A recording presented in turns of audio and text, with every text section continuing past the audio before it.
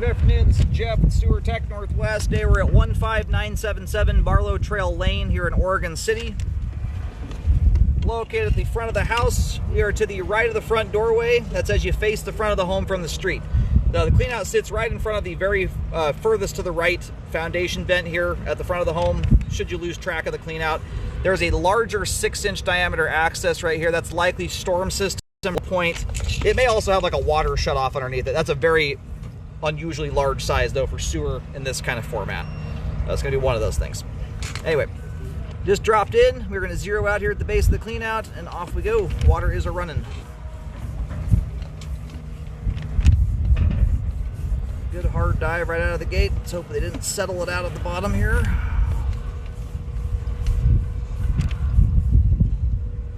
And a little bit there. We'll see how that looks once it drains out.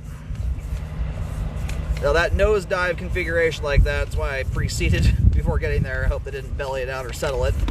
Very, very common thing to take place at the base of a hard drop like that. Now right here, my camera right now is situated kind of sideways. That's why the water line's where it is. That there is a secondary access point, which is generally speaking going to be somewhere in the sidewalk or right where the yard meets the sidewalk, usually under a big steel cover plate. A very, very common location. That right there is the #1 culprit for problems on new construction, especially in the last few years. It's a very, very common area to get concrete and quarter minus gravel drop down into the sewer line when they go to pour a sidewalk or a driveway. And then there's our main here at about 53 feet. Now we're going to locate that really quick here while the line drains off.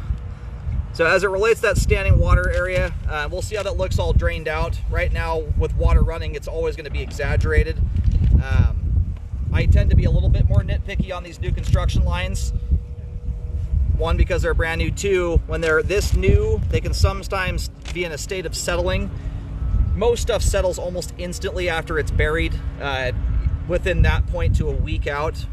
But you can get some progressive settling situations, especially in that first year. So if nothing else, if it doesn't get repaired now or something of that nature, if I recommend it anyway, at the very least I would recommend a rescope around 9 to 10 months into the 1-year warranty to check for progression, build up, things of that nature. But we'll revisit that here in a minute. Alrighty, located the camera head successfully. Line terminates on Barlow Trail. The line here does almost just a straight shot out to the main lateral. You draw an imaginary line from the cleanout to the middle of the road. That is essentially the path the line takes.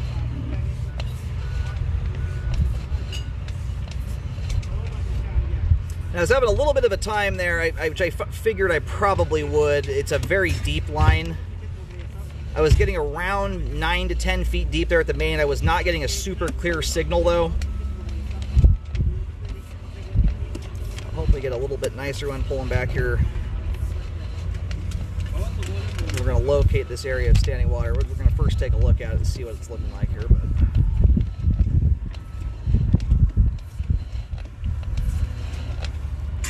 Alright, so the belly dissipates out here right around, we're going to call it 32 feet.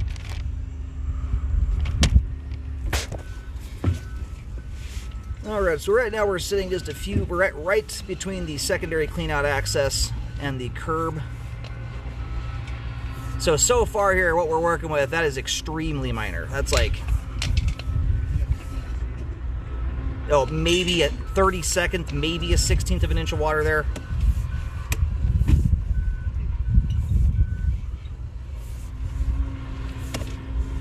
Let's see if we have any more further back here. At the base of the drop here.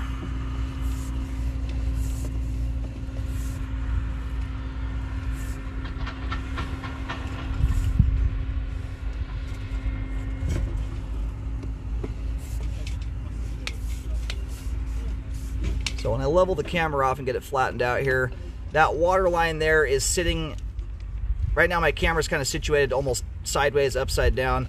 That water line there is just barely hitting the base. When I come back here, I realize it looks deeper. It's because my camera's in a downward angle right now. That's why I flattened it out completely. you have barely a 1/4 inch of water there.